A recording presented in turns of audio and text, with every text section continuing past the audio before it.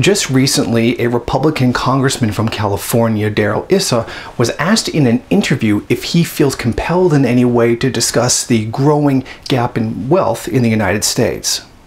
As one of the wealthiest members of Congress, do you feel personally responsible at all to address income inequality here in the U.S.? Richest country on earth because we've been able to put capital together and we've been able to make our poor somewhat the envy of the world.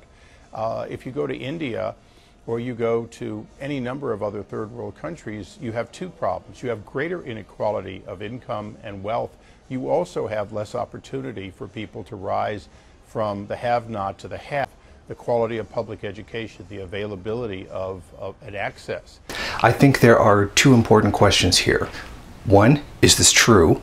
And two, what does it mean?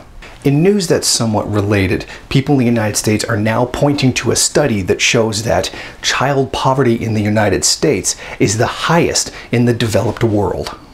The U.S. has one of the highest relative child poverty rates in the developed world, as the UNICEF reports. Children's material well-being is the highest in the Netherlands, in the 4 Nordic countries, and lowest in Latvia, Lithuania, Romania, and the United States.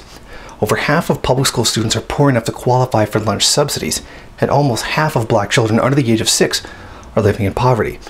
Nearly half of all food stamp recipients are children, and they average about $5 a day for their meals before the 2014 Farming Bill cut $8.6 billion over the next 10 years from the food stamp program.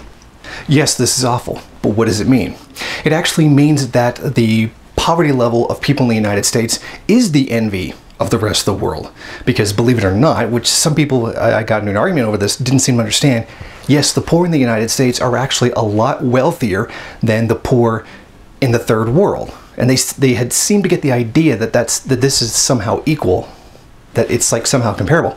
Actually, it's not. While it is $5 a day for children on the lowest end of the United States, $5 US a day for food, the average wage of someone, say, in Ghana is about $1.48 US a day. In fact, most of the third world, a person's earning after, an entire day of working is less than $2. Now, people like to claim that, oh, well, it's more expensive to live in the first world.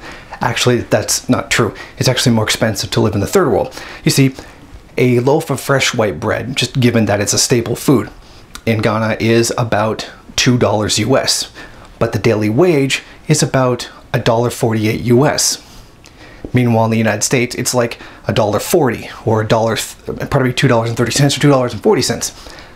Yet there's a $5 a day minimum for these children from food stamps. The actual poverty level between these two is absolutely incomparable. That was the problem I was having with a lot of people that I was talking to about this. They seem to think that this means that there's a revolutionary potential now. Take that, third world. You see how poor we are? Now you realize it said child poverty the worst in the developed world, not the globe. Because the wealth divide between the first and the third world is about 72 to 1. That's actually the difference between the first and third world. So if you think the wealth divide between the lowest section of the United States and the highest section of the United States is bad, think about how big it is between the first and the third world before these people run around and start saying, look how bad we are off. Now, to make things absolutely worse, when I pointed out that saying that the poor in the United States are comparable to the poor in the third world, I said that was delusional. The person then responded by calling me ableist for saying the word delusional. I'm not kidding, that was actually his response. Well, that's frankly ridiculous. But answer me this. If that's insulting, how insulting is it that the global beneficiaries of imperialism are trying to say that they are as poor as people in the third world when there's a 72 to 1 wealth gap between the two? Imagine how insulting to them that is. While we sit here and benefit from all that imperialism, we turn around and try to say that we're as poor as them. That's a tremendous insult. Now, very clearly, myself and Congressman Issa are looking at this from two different perspectives. He's using it as a justification to continue the wealth divide between the poor and the rich in the United States. I am using it to say that we need to get rid of the wealth divide between the first and the third world. We're both citing the same statistic, the same actual fact, because that is true. There is a reason why poor people leave the third world and go to the first world. There's a reason why Mexicans risk their lives trying to cross into the United States to enter in at the lowest section of the population. There's a reason for that, because the poverty is worse in the third world. Their poverty is absolutely incomparable to ours. Our poverty is paradise compared to what they have to go through. You know, there's a good chunk of the population has to walk miles a day to find clean drinking water. And not to mention, you know, the people who live underneath US bombs as they fall. My point is to say that what he's saying is true, and that we cannot compare our poor to the poor of the third world. Such an act is absolutely ridiculous.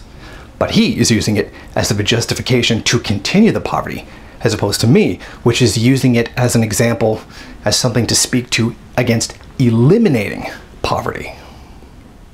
If you like this video and you'd like to see more of them, then head over to my Patreon page and show your support. Or you can go to the MRN bookstore and check out some of the latest books available. Don't forget to rate, comment, subscribe, and share on various social media.